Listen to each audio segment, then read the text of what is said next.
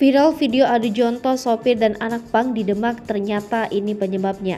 Video perkelahian antara dua pria di atas bak truk viral di media sosial. Perkelahian itu diduga antara sopir truk dengan anak pang. Dalam tayangan video yang diunggah oleh akun Instagram @infokejadiandemak, tampak dua pria berkaos abu-abu dan hitam saling adu jontos. Video berdurasi 14 detik yang telah dilihat oleh 2.000 lebih netizen itu direkam oleh salah satu pengendara yang kebetulan lewat. Saat dikonfirmasi, Kapolres Demak AKBP Budi Adibono membenarkan adanya perkelahian antara sopir dan anak pang tersebut. Peristiwa itu terjadi di Jalan Raya Demak Kudus, tepatnya di Desa Bango, Kecamatan Demak Kota, terjadi pada Sabtu 28 Mei 2022 sekitar pukul 7 waktu Indonesia Barat. Dia mengatakan perkelahian itu berawal adanya anak pang yang nekat mengadang truk bermuatan pasir di tengah jalan raya dan memaksa meminta tumpangan. Kemudian sopir mengerem mendadak dan hampir menabrak anak pang tersebut. Tanpa meminta izin, anak pang tersebut langsung naik ke atas bak truk. Sopir truk kemudian memarkirkan kendaraannya di pinggir jalan. Kemudian naik ke atas bak truk untuk menyuruh anak pang tersebut turun dan terjadilah adu jontos tersebut.